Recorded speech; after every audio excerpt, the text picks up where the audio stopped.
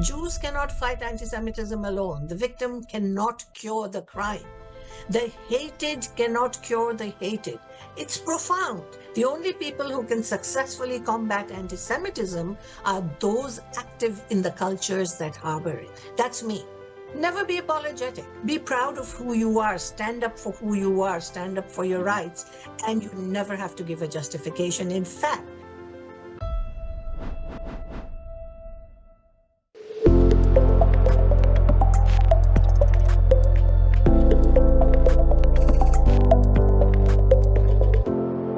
welcome to another episode of the Soothing Semantics podcast. I am your host, Rafi Pinsky. Make sure to smash the like button, leave your comments, subscribe to the channel. Follow me at Rafi the Realtor for all of your South Florida real estate needs. Make sure to sign up to the weekly newsletter so you can stay in the know of everything going on. Without further ado, I have Raheel Raza, who is a Pakistani-born Canadian Muslim reformer, journalist and author, founder of the Council for Muslims Facing Tomorrow. She's known for advocating secular democracy, women's rights, and reform within Islam, often criticizing extremism and political Islam. And she is also the founder of you said it was called Muslims Against Anti-Semitism? yes. Right. All a completely Muslim board of members. This is something that you're telling me now. I'm excited to have you. Thank you for coming. Thank you for joining me. Thank you. My pleasure. Thank you for having me. Fantastic. We're going to have to get into AI either at the end of the show or we'll just talk about it afterward. But I'm very excited. So the first thing I want to talk with you about, Raheel, is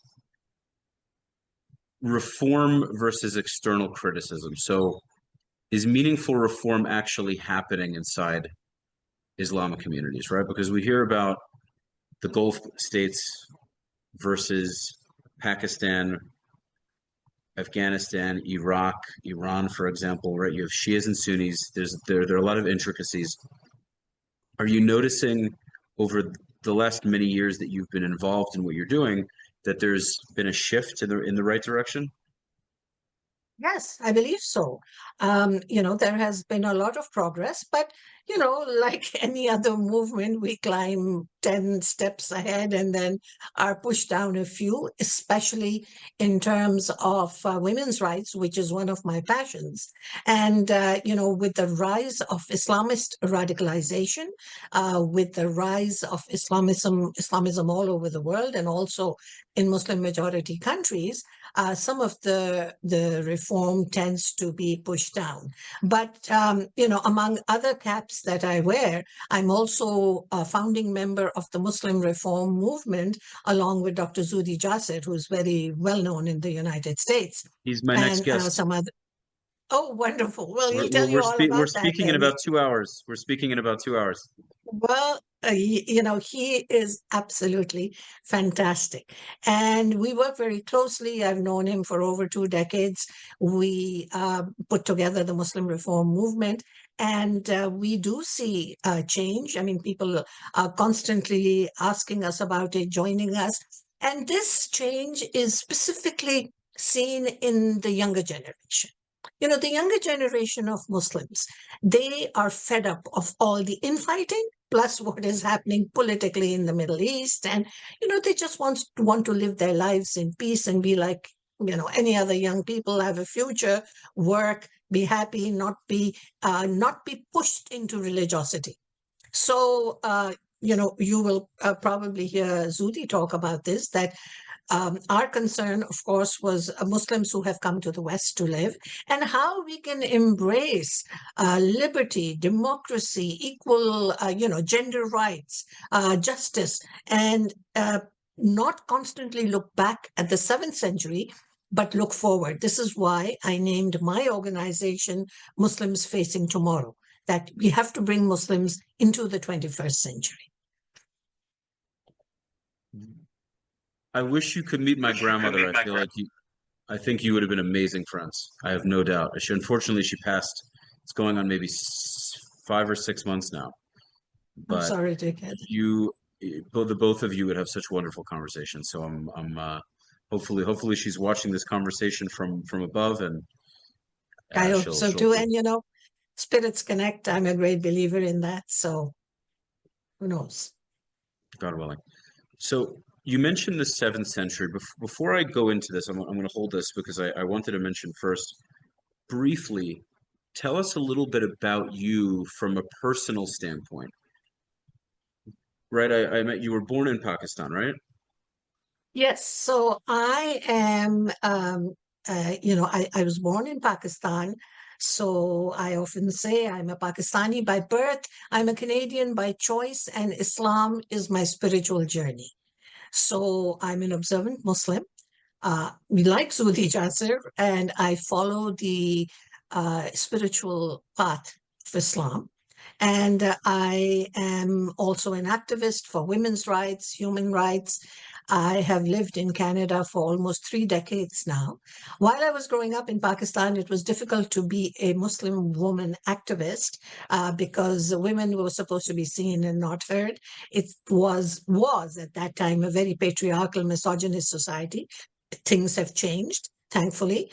But when I came to Canada, I found my voice, I found my niche. And very soon, I found myself supporting my brothers and sisters in the Jewish community for the right of Israel to exist. And as you may know, after October 7th, this became a 24/7 mission. It's very tough. I commend you tremendously because the Pakistani community, as far as I know, they're for the most part vehemently anti-Israel. Isn't that true? I mean, how do you Oh, yes. Oh, yes, absolutely. even among the I- secular, even among the secular Pakistanis, the ones who are maybe going out and maybe going to bars or Well, you know something? Before October 7th, there was a large swath of Pakistanis, Muslims, who may not actively have hated Israel, but they were okay to have conversations. And we slowly were bringing them into the fold of saying, let's have debate and discussion.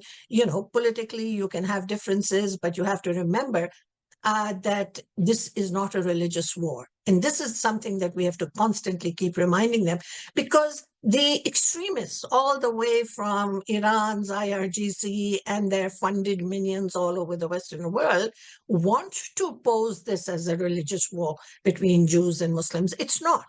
And I'll tell you a little later why it's not, because it's not embedded in the Quran, which is our holy book.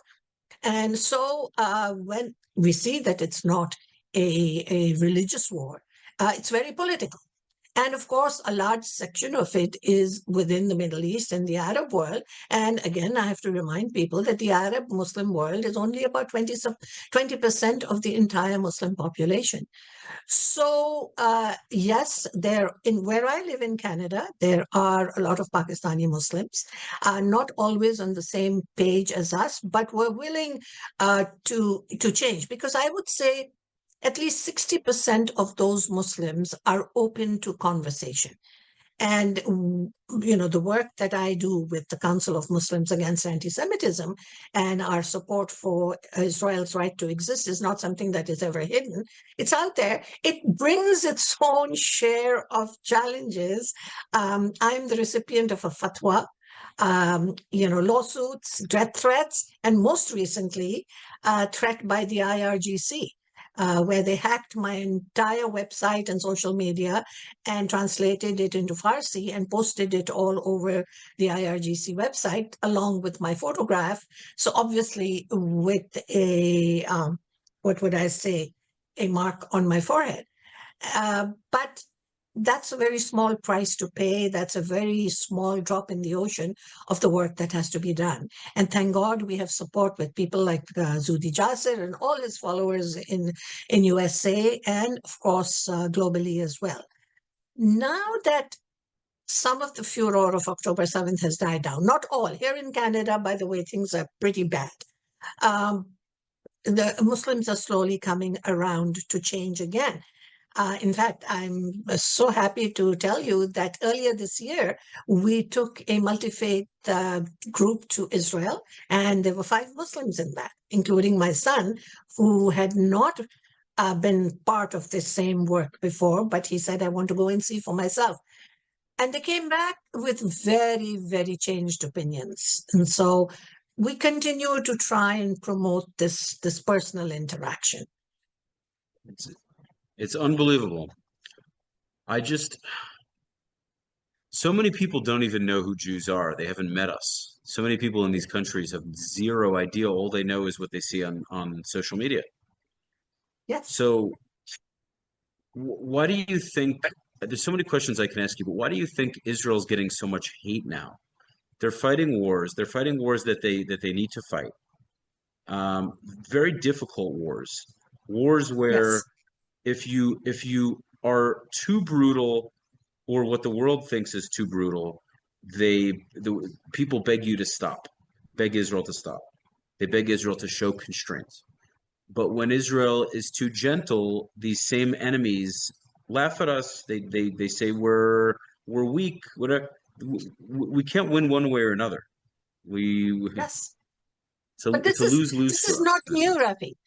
This is not new. My own initiation into the challenges that Israel faces happened in 2008 when I took my first trip to Israel. Very scared, very doubtful, very cautious, because people had told us, you're Pakistani-born Muslims and you'll see people with guns on the street. And I mean, it was an absolutely different experience from what people told us. And it was a life-changing experience. My husband and I both went, but for me, it was, I would say, a life-changing experience. I've been back 14 times since then, more than most Jews.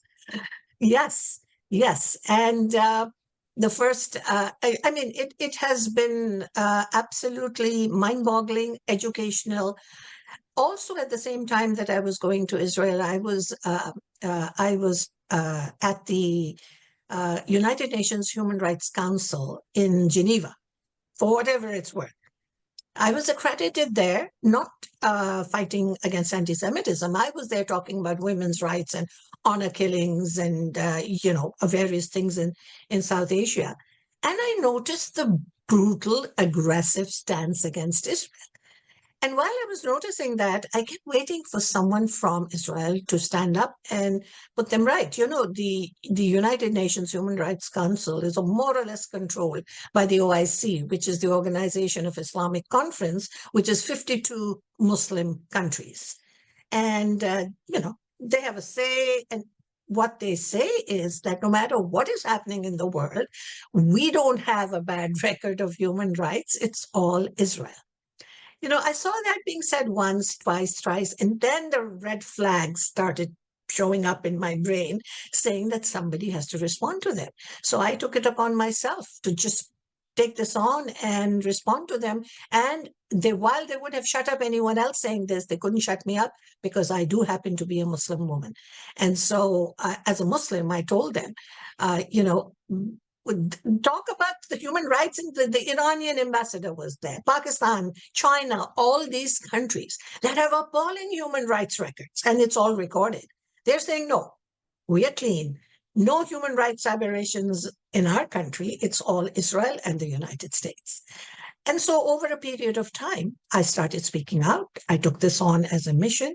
And here I am today after establishing the Council of Muslims Against Antisemitism, almost every day speaking either in a synagogue or at an event or to mixed groups or the Jewish community to put things right. And, I look upon this as a fact that the Jewish community in Israel in a boxing match with their hands tied behind their back because of social media, because of propaganda, false news, fake news, and the billions of dollars that have been poured into this propaganda. And they are not getting help, at least in Canada, by a very wishy-washy government. So it's a challenge for them. And as I always tell my Jewish community that, your battle is my battle. This is not a Jewish issue. It's a global virus. It is a threat to all of us. In fact, the work that I do in fighting a radical Islam, it's a very selfish interest, because Islamist radicalization is directly connected to anti-Semitism. If we as Muslims can work within the communities and stamp out radicalization, half the problem is resolved right there. It is closely connected. The radicalization, the organizations put into place, the minions put into place by Iran, and supported, of course, and heavily, heavily funded. So it's, it's a challenge. I hear it. It's incredibly complicated because what I find. Let me just turn something on. The audio is good. Okay.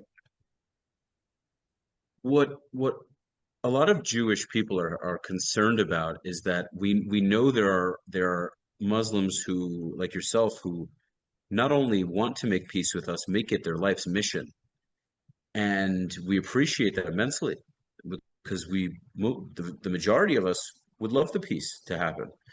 The issue that we see, and that I personally see, is that it doesn't seem like the moderates have enough power or that they have the same ideology.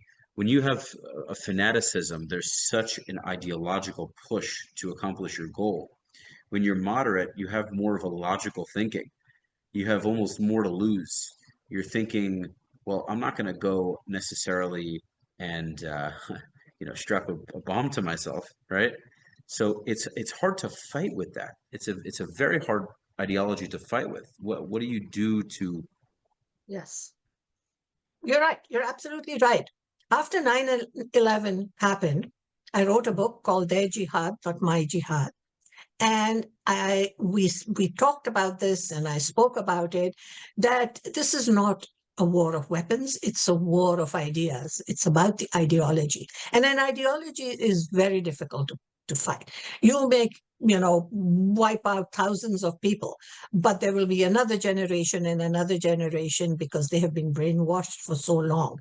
So what we needed to do at that time, and I don't know if it's too late, is to go to the root cause of where the hate was being taught. No one is born hating. I'm sure you agree with me on that. Right. Yes. Hate is taught. And we needed to go to the places and the mosques and the institutions and organizations that were perpetuating this hate.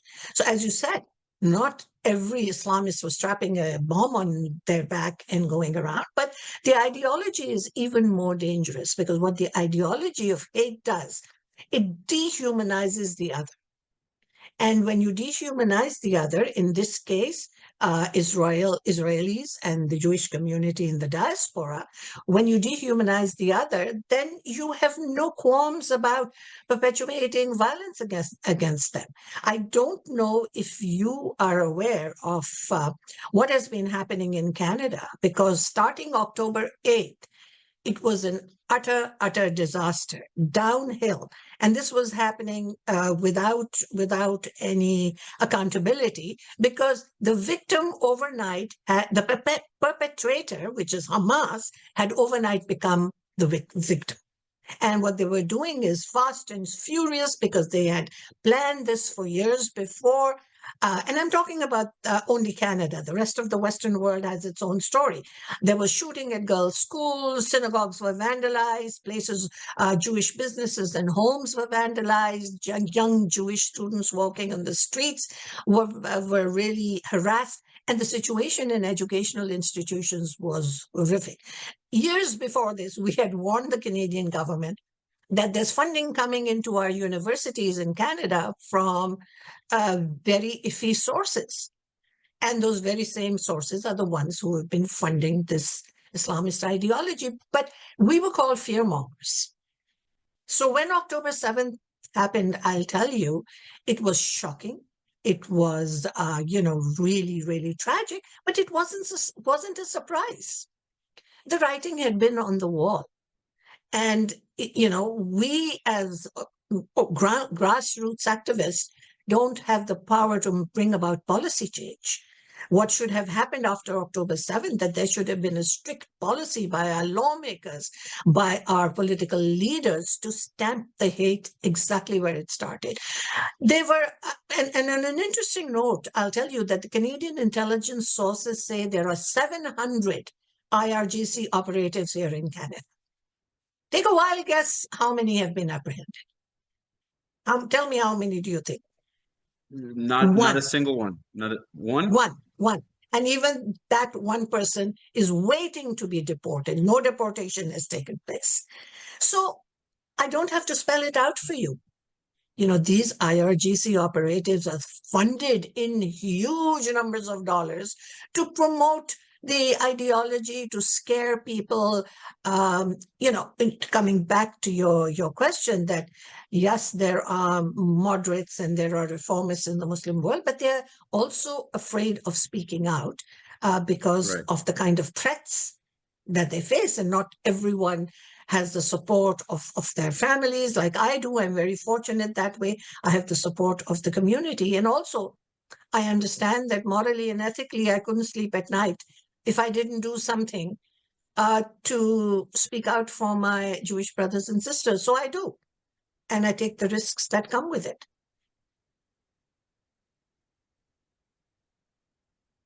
I honor you so much for that. I have so much, I really don't have words to say. I don't have words to describe it. It's so appreciated. You know what, Rafi, it's not about appreciation. I mean, I really thank you for what you're saying. This is something that every human being has to do. My son, who went for the first time to Israel, came back and said that anyone who can deny the Holocaust is not human. And that one sentence hit me. He's so right. It's not something that he was actively involved in until his trip to Israel, where he met people, he saw the country, he saw the people, we went to the borders, we spoke to every person there. And he came back and said, I have never in my life imagined that this is what Israel is about. And now I'm going to work towards peacemaking, bridge building. And can you know, guess what he's doing? In fact, he is a restaurant owner. He's a chef. He has started this concept called culinary diplomacy.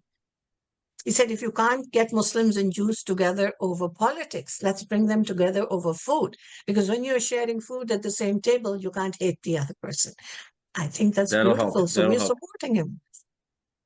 Culinary diplomacy, that's brilliant. Music as well. Music is a beautiful way to bring people together. So we are doing this sort of under the rubric of art, culture, music, sports. You know, you get young people together to play together, to eat together, to make music together. So this is what we call the Abrahamic Tent. And we are going to, actually, we are working at it in terms of setting things up now that the weather is getting a little better. And, you know, I find that the results of something like this, where we start off with art, culture, food, cuisine, then we build relationships, we build trust. It's taken us 30 years to build credibility and trust within the Jewish communities. And, you know, God forbid we ever do anything to break that trust, because we have consistently supported Israel's right to exist and defend itself. And that's the simple litmus test. You know, people say, oh, I meet so many wonderful Muslims. I said, you know, there's a litmus test in order to know if they're reform-minded or moderate. Ask them, do they support the right of Israel to exist and defend itself? It doesn't have to be a love affair with Israel like I have, you know, but this simple question, ask them if they support, you know, everybody's right to live their life as they want and gender equality. And you usually get your response right there. You know that this is just, you know, words they're using. It's not that their ideology is really moderate. So, you know, there are ways of testing this out. And, you know, you had in your notes asked me a question about interfaith.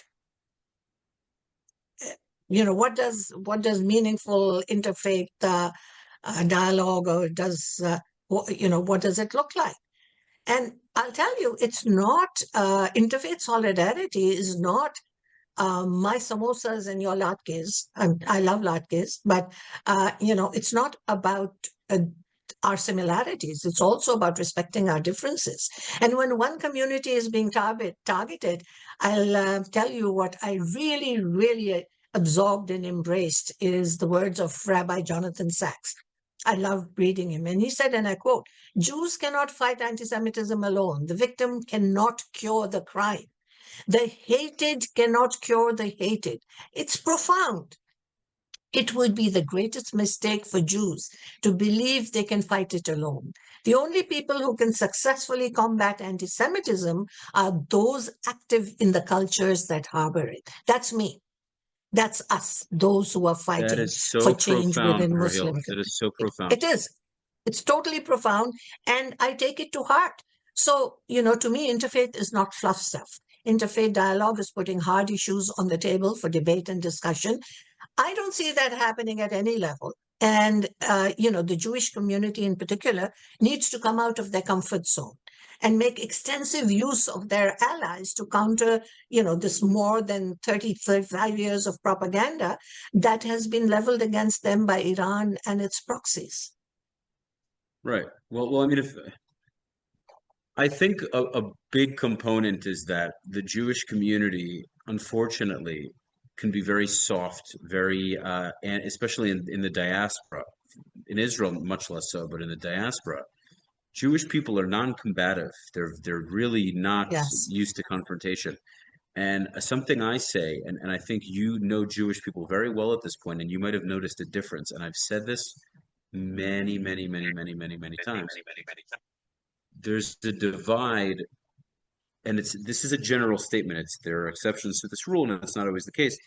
But there's a divide between Jews from an Ashkenazi background versus a Mizrahi or a Sephardic background, where the Jews from the Ashkenazi background will much more often complain about anti-Semitism, beg the cops to show up more, complain that the government's not doing enough, say that, oh, everyone hates us, yada, yada, yada, maybe blame Israel, tell Israel to, the Reform Jewish movement, sometimes slandering Israel themselves because they're afraid of all the pressure they're getting in Canada or the United States, versus the Sephardic and Mizrahi Jewish population. They have more of a stomach for the hatred. They go, yeah, fine, you hate me. This is not my most important priority. My most important priority is taking care of my family. And if that means that you're going to hate me, that's a price that I'm willing to pay.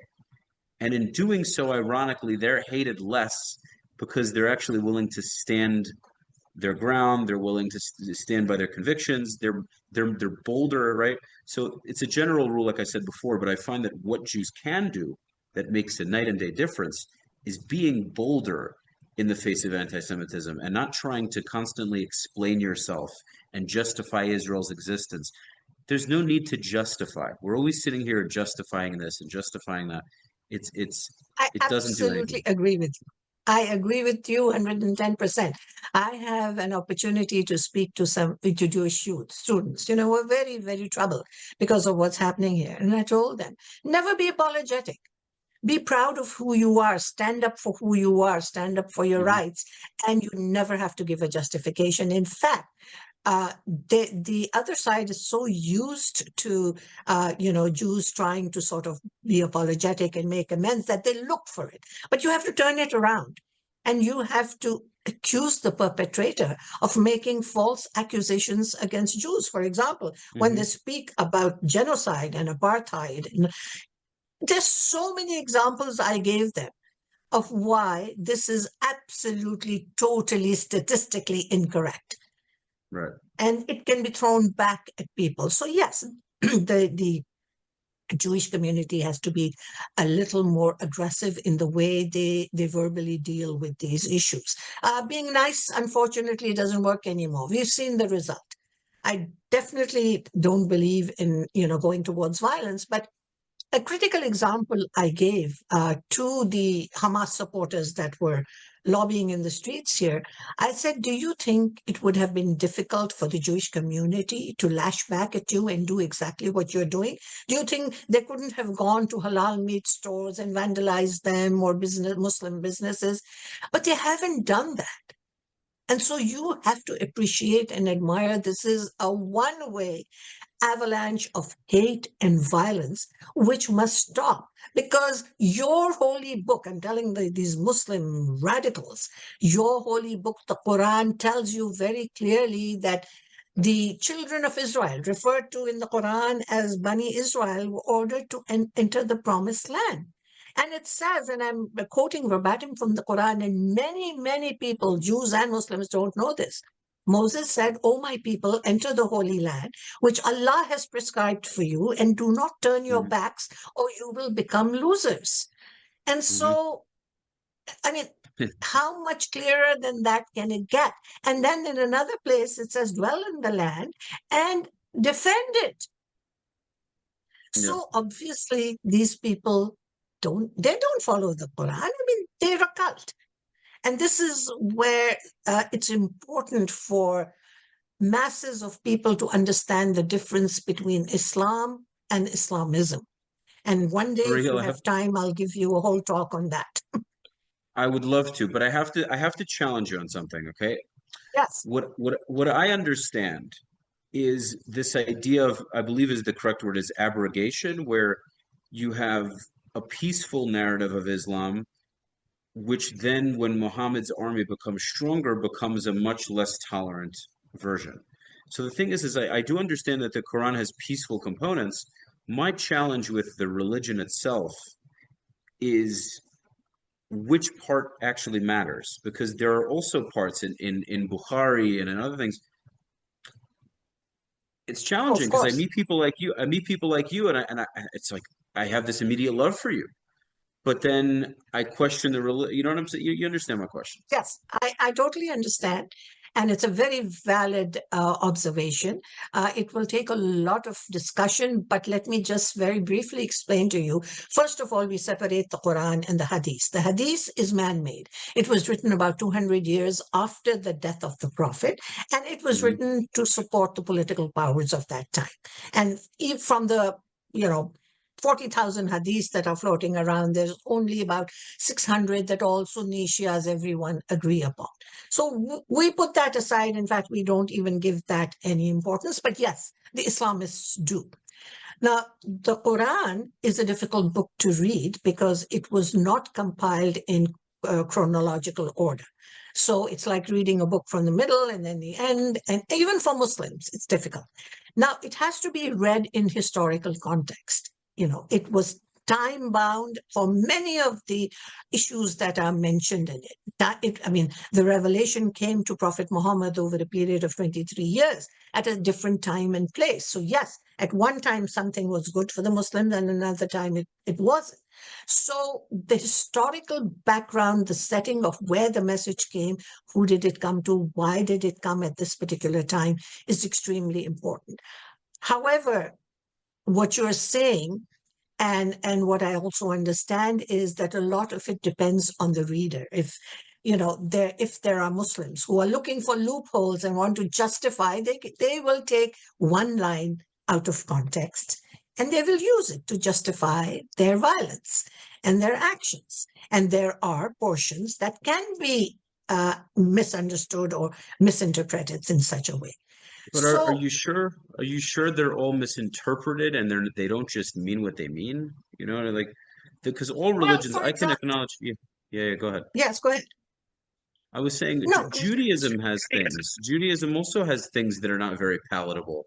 And what I think is some things, if you follow the religions, all three religions to a T, and you take them all at face value, we're in trouble if we're trying to live in a modern world in 2026. course.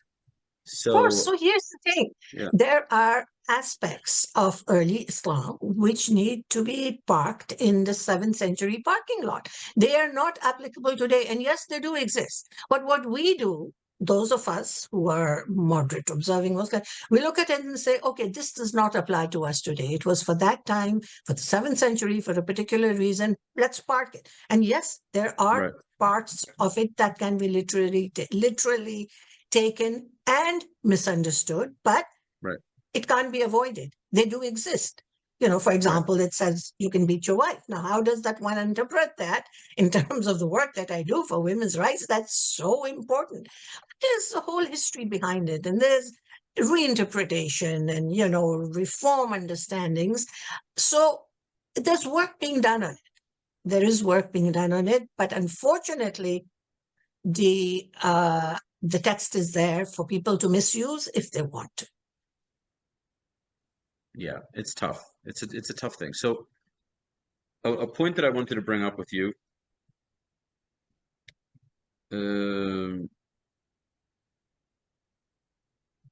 Hold on. Just want to find this one point.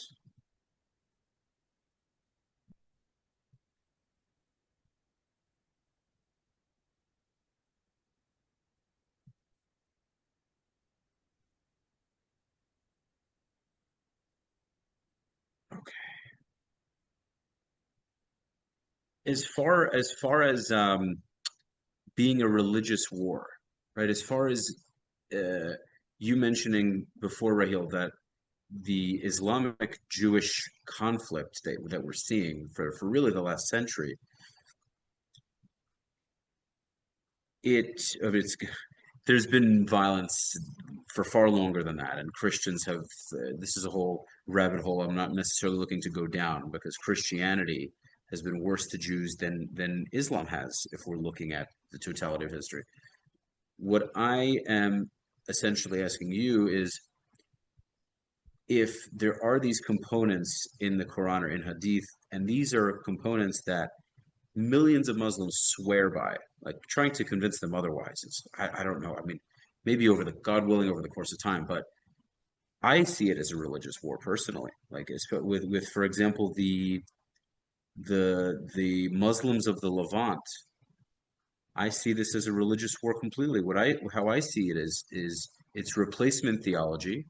It's this area, the Levant itself and the Middle East needs to be Islamic. The whole world technically needs to be, but especially this part. Al-Quds is an incredibly holy place. They conquered it from the Jewish people. The Jewish people used to be chosen. They're no longer chosen. The Christians then became the chosen. The Christians then lost the chosen status to the Muslims. The Muslims are now the final chosen people, which means that now this land, aka Israel, or what they call Palestine, this is now Islamic land. The Jews forfeited their right. And so it's very hard for me to see it any other way. Yes, because I understand that. I understand that, but you are talking about an ideology contained within that part of the world. This is not the ideology of almost 2 billion Muslims. If it was, then I'm afraid that today we wouldn't be having this conversation. There's almost 2 billion Muslims in the world. If each one of them thought that they had to have a battle with the Jews, now, where would they get this information from?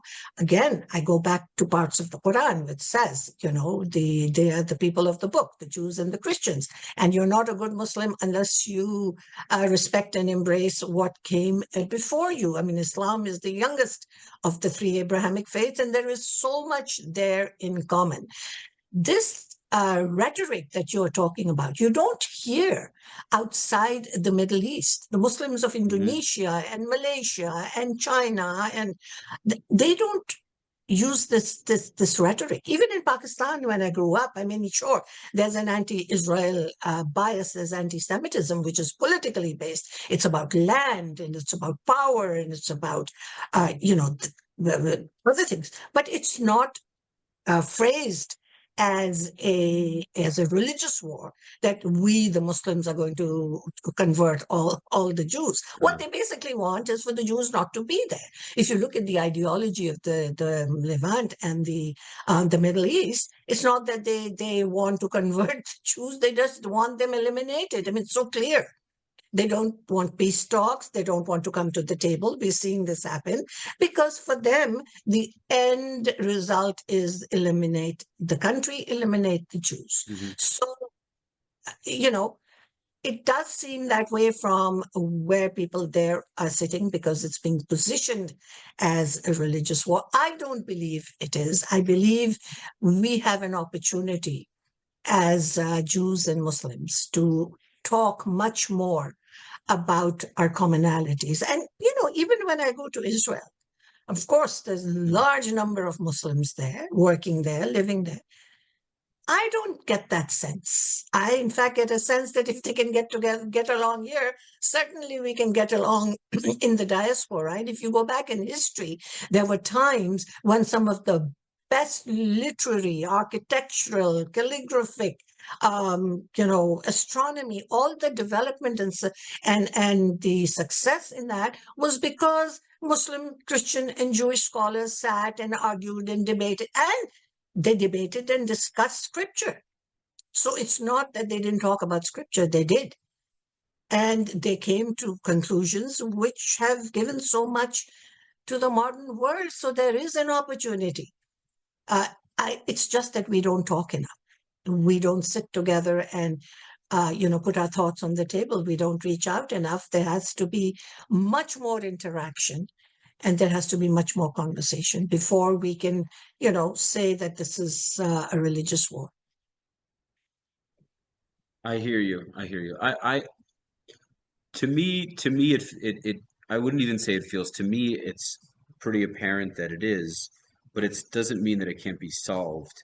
It just means that the overall consensus in the Muslim world needs to go from we are the new chosen to we have our Yes. belief system, we have our belief system, they have their belief system, and we're not trying to take the land from them or to conquer it or what have you. We accept their right to exist. We understand that there are 2 million Muslims as well as other minorities in the country, and we acknowledge their right to exist and defend themselves. Yes. Once that happens, then I can say, okay, the majority Muslim population genuinely doesn't have an issue. But currently, with the way that Hezbollah is, with the way that Hamas is, with the way Fatah is, with the way Al-Shabaab, Al-Qaeda, who am I missing? I'm missing a lot of Oh, yes. many other groups. Yeah. No, They're let me be very honest with you. Let me be very frank. The change is not going to come from them. right. But then, if you look at them, they're still a minority in the larger Muslim world. The change has to come from people like us. It has to Yeah. come from ordinary people who are looking at the future of our children and grandchildren in the West and who want change and who understand what the mandate of the Muslim Brotherhood is. Very simple. The West is evil. It needs to be destroyed from within. So, Hmm. initiate the change from inside. Well, they've succeeded. And let me also mention, since we're having this honest conversation, that Western Hmm. governments have aided and abetted the Islamists in True. all their aims. I personally have been fighting this battle for over 3 decades, telling our governments, wake True. up and smell the coffee. This is happening. And they called us fearmongers. So, the next conversation we need to have is how the West was lost. And because they allowed this to happen. That's actually on my list. That's actually one of my list of questions. So there we go. Okay. Well, this is, as I said, political correctness. And I'm speaking again specifically about Canada. Political correctness, unusual accommodations. I mean, here I'm living in a country where the Lord's Prayer was banned from public schools, and I spoke out and said, I'd like to hear the name of the Lord, but they banned it because it would discriminate, and now they have Friday prayers for Muslim children. And so the angst again in amongst ordinary people is growing. So there is this really, really difficult situation of accommodation beyond the needs of what people are asking. And Western governments turning a blind eye to the fact that the Islamists are living within us. And some of the rhetoric and the hate is coming from religious organizations and places of worship, which we have reported. And it has been proven that they're handing out flyers in their, parking lots for young Muslim youth to go and fight in Afghanistan when that was happening. And yet they turned a blind eye. They looked the other way. There were no arrests made. And after October 7th, it was very obvious that there are going to be no arrests made. It's the saddest thing. When you go to areas, I don't know if you've been to Toronto, but there are areas where specifically a lot of the Jewish community lives. And, we go there a lot. We know people. And I've seen the security patrols there. Every street has to have a security patrol. That's so, so sad. Businesses have to have a security guard.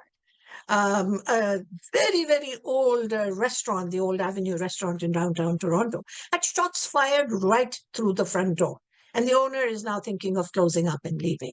So the fact that the Jewish community is living in fear is something that should never be acceptable in a country like Canada, where we came for safety and freedom and support, even those like us. So the Western governments are culpable. Look at what's happened in the UK. Europe is actually gone. And I've been there. I've traveled there and I've seen the ghettos. In Malmo, the police won't go in there. So, in England, there are areas where they have imposed Sharia law. Now, what is Sharia law? Sharia law is man-made law.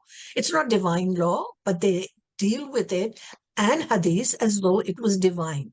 And this is where the misinformation, the lack of knowledge about our own faith is so palpable. If you were to sit down and actually ask one of these Hamas, Hezbollah, Houthi, Al-Qaeda supporters if they've ever read portions of the Quran, if they, know what the history of Israel is, do they know what we are supposed to do as human beings? And the fact that there is a line in the Quran that says killing one person is like killing all of humanity, just like in the Torah. They would say no because they've never read it. So our work is double. One section of the work is within the Muslim communities through Muslims Facing Tomorrow. And the other one is fighting for our Jewish brothers and sisters against anti-Semitism and hate, which is the Council of Muslims Against Anti-Semitism. Do you think I get to sleep at night? No, I'm a grandmother of 4, and they see me at this 24/7 because it is a personal, it's a personal mission. It's a passion. I've often said, people ask me, why do you do this? So I do it as a human being, as a grandmother and a mother, for a better future for our children and grandchildren. And I'll never stop doing it, no matter how much they want to shut me up.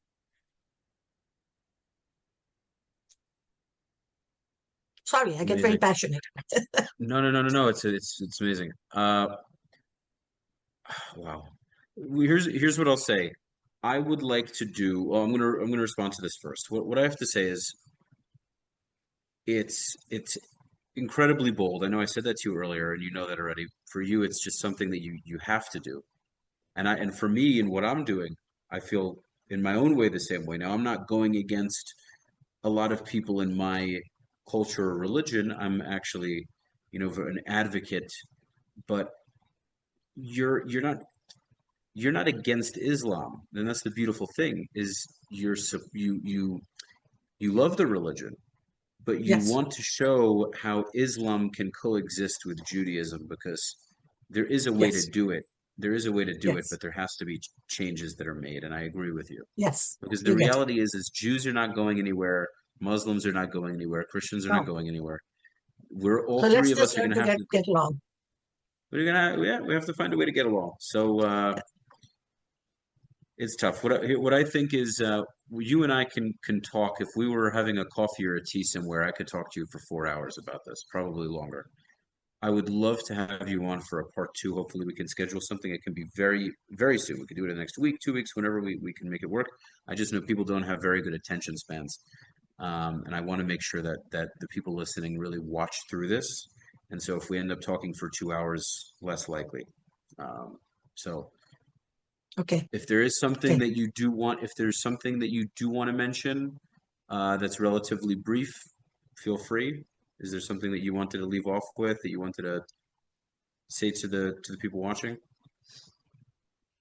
Basically reach out. My Jewish friends always say that, what can we do? I said, reach out to somebody that you haven't spoken to before. They said, well, we'll be, we're scared. They'll say, no, so doesn't matter. Go on to the next person and the next person.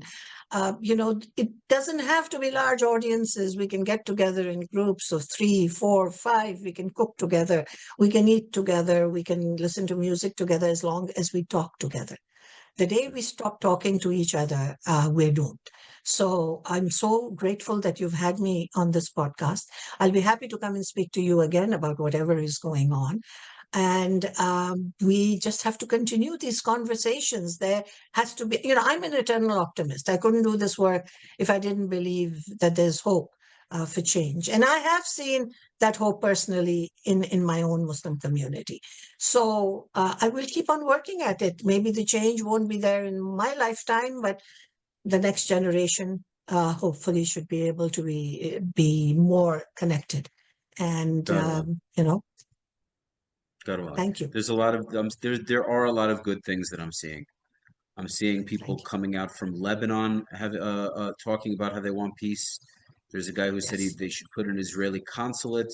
There's a doctor, a Lebanese doctor who I believe went to Harvard or Yale. One of these, I don't remember his name. I can send him to you if you're not familiar. I can send you the information. Okay. But he's very anti-Hezbollah, very pro peace with Israel, and he goes into detail. Okay. It really sounds good. It's wonderful. So, ladies and gents, thank you so much for tuning into this episode of Soothing Semantics with my guest Raheel Raza. I look forward to getting your feedback in the comments, and give us, before we wrap up, where they can find any of your work, social media accounts, anything like that. Yeah. My website is www.raheelraza, one word, RAHEELRAZA. You guys say Z, .com. So it's www.raheelraza.com. The Council of Muslims Against Antisemitism, it's called stopglobalantisemitism.org, the website. And Muslims Facing Tomorrow, just have to type it into Google and you'll get the website. So these are the three major websites, and through that we can be contacted. And, I'm happy to answer any questions that people have. As you said, there's lots more to talk about, but we'll take it one step at a time. We'll cover. There's plenty of other conversations, Iran and Thank you. All these things. Thank you guys for tuning in. Until next time, peace. Thank you.